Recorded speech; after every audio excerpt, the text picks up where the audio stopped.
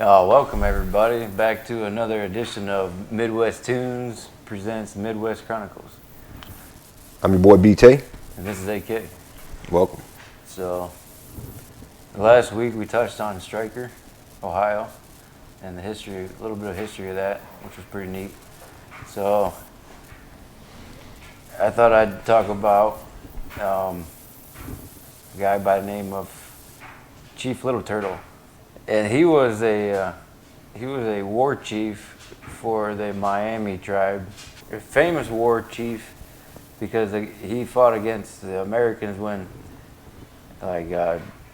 George Washington was sending generals over to pretty much take care of the Indians because the Native Americans. He was one of the Americans' rivals. He was a feared rival, right? Yeah. You're getting it? Yeah, because the American settlers and the Native Americans weren't getting along, right? So George Washington was like, all right, I'm going to send, the first general was Josiah. It was Josiah Hamar. That was the first general that George Washington sent over to handle Chief Little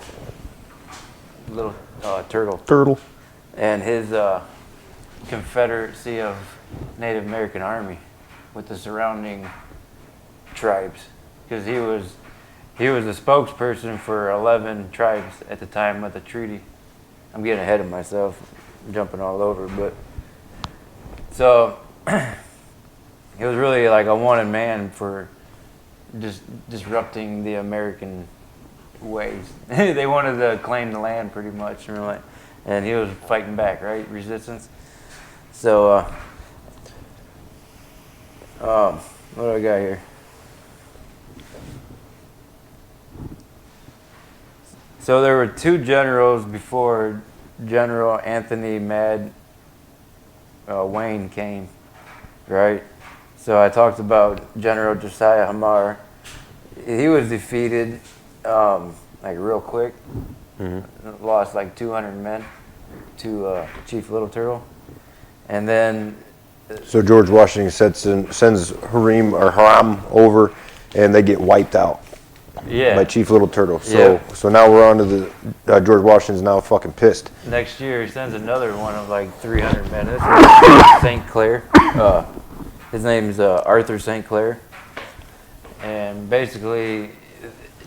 They all settle down, make camp over on the Maumee, right? Mm-hmm. And then overnight, the Chief Little Turtle, surprise attack on them. Boom. Kills like over 600 men overnight. Just slaughters them and shit. Boom. So then, George Washington's like, oh, hell no. We got this mad guy, right? His name's Mad Anthony Wayne. We'll send him. So that's what they did. They sent him down there and then basically defeated Chief Little Turtle. Really, and then they all had to go to the Trail of Tears, head out west. But during that time, there was a Northwest Indian Confederation from 1785 to 1787. Which consists of Shawnee, Delaware, Ottawa, Miami, Iroquois, Ojibwa, Cherokee, and Potawatomi, like tribes. Like they all came together and formed this confederation to fight. It lasted 2 years. Yeah, basically. Yeah. Bad move. Right. And like I said, Chief Little Turtle was the spokesperson for 11 tribes, right, at the treaty, the Greenville Treaty. And he was kind of making bad moves towards the end and stuff because he did end up signing a treaty, which kind of just led to, to them coming in and basically getting a foothold to where they could control everything. Yeah. And then he signed 4 other treaties after that. And then he ended up, they stripped him of his war title in 1809. Who did? The Indians? The Miami tribe. And then they stripped him of that because he made the 4 treaties, right? The 4 treaties after the 1975 treaty, Greenville Treaty, which was basically the Trail of Tears Treaty, in my opinion. Yeah, it was 1803, 4, 5, and then 9, whatever. So all them decisions were like leading to bad, like it was not benefiting the Miami tribe one bit. So they're like, oh, this guy's got to go type shit. Right. And I think it's because the government was paying him off. It wouldn't surprise me. Because at the end, corruption's been, it's had its place in history since the beginning of humans. because towards his later years, when he was like in his 60s, whatever, he was trying to like make peace amongst tribes with Americans and such. It says he was always had making trips out east, and one was to meet George Washington, and then the government, gave him stipends to retire. And like, we're gonna pay you if you stop waging war against us. How about that? Right. And then the governor of Indiana, the territory at the time, they built him a house. And then he ended up dying in it in 1812 from supposedly gout. Ain't that some shit? Yeah. So, and there was all kinds of stuff. And the Shawnee tribe was kind of close with the Miami tribe. And they were led by Blue Jacket. And from around Columbus. right, and they all kind of like they all spread out. If you look at a map of the old Indian, Northwest Ohio Indian like tribes and stuff like that, kind of shows where they kind of merge, and like the Iroquois are kind of up like towards like say you're going to Pennsylvania area, and then yeah, you'll see the map. We'll get one up on there. The Arthur St. Clair defeat was one of the worst amongst American and Indian warfare that the U.S. like. That happened at Fort Defiance? St. Clair. Okay. So that's I think it's like almost central Ohio type. Right on. But it was the worst defeat ever suffered by U.S. forces in Indian warfare, because when they went down and overnight and killed all 600 men or whatever, it's kind of crazy. But so here's a little bit about the Miami tribe. I put it in here, right? I don't know if we want to talk about it. It's kind of cool in the Miami language. A little bit about Little Turtle's real name was Mikich Chiniwa. I don't even know. His dad was a chief, Aquanaki, of the Miami tribe at one point, and he had a Mohican mother. So the Miami language, spelled Myaamia, is a member of the Central Algonquin branch of the Algic language family. Does anybody know what that is? No idea. No idea. So Miami means downstream people. That's what. Good to know. Little Turtle was married to Mary Polly Ford, and he had 3 children. Kind of weird. Then his oldest daughter, her name, I forget, but see, they would capture like American settlers and then keep like the young kids and then like raise them. Mm-hmm. So they had this one English guy, right? And his name was William something. They captured him at 12 years old, and they raised him to like indoctrinated him and to do all the Miami ways, right? Mm-hmm. And then he ended up marrying Chief Little Turtle's oldest daughter.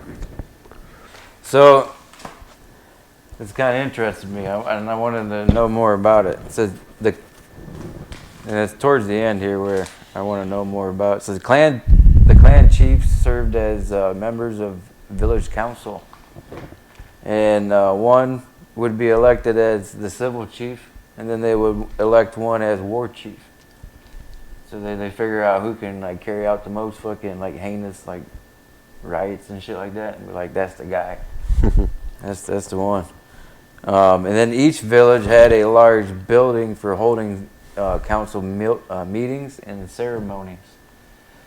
And they weren't like teepees and stuff like that. They were actually kind of like almost huts. Yeah. They lived in. Wooden houses. Yeah. So a large part of the Miami religion was Midewiwin, or Grand Medicine Society, which was a religious organization whose members believed to be able to cure the sick and secure supernatural aid for tribal warfare. So sacred medicine bundles of magical objects were important in many Miami rites and ceremonies. So what do you suppose the magical objects were? Mushrooms, peyotes. They had fucking bundles of that shit. Were like, Right. I heard what I was told was that when Native Americans took hallucinogenic drugs, it was specifically to pray.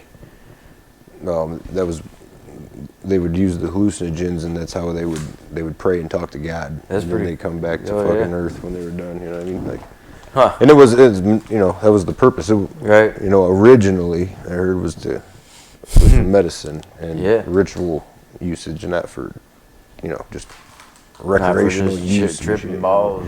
Right. Tripping balls, man. But yeah, that was kind of interesting, right? Who knows what they're doing in them ceremonies? Right.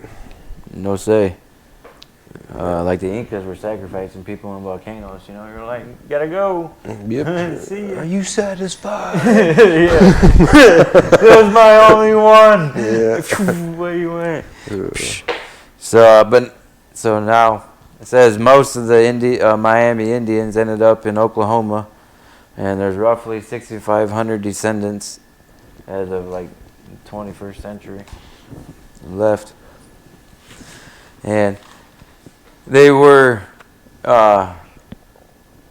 they first like originated from the Green Bay area and were first encountered by French explorers in the 17th century. Then they were kind of like over in a little bit of Illinois, southeast like Michigan Lake type area, and then but I guess most of them all just resided in Indiana. That's where you found. So Indiana, kind of Ohio area is where it was at. But yeah, that's what I got on Chief Little Turtle. And the reason why, because he was part of the Fallen Timbers Act over in Toledo, that battle, and then the Fort Defiance, And the Mad Anthony Wayne came to town, right? Fucking raised hell, started killing them all. And then after the battle, he said they wanted to burn every Indian village within 50 miles. Fucking get rid of them. Oh, pardon my language, but get rid of them. So that's a little about that, guys. So every time you're driving on Anthony Wayne Trail, like just they're honoring pretty much a murderer, a savage, like killed a bunch of Indians. Yeah. He was driving. Yeah, we honor this guy. Yeah. Name him a road. He did us good. Yeah. Our uncle's name's Anthony Wayne Taylor. Yeah. Yeah. It's wild. Yeah. Pretty crazy. Yeah, I got relatives that are named something Great Lakes, Erie. Or no, Lake Erie is what it was. That's crazy. Yeah, What is something it, Lake Erie, Corwin. I'm like, oh, okay. And there was another one too, but it was really relevant for around here. It's kind of weird.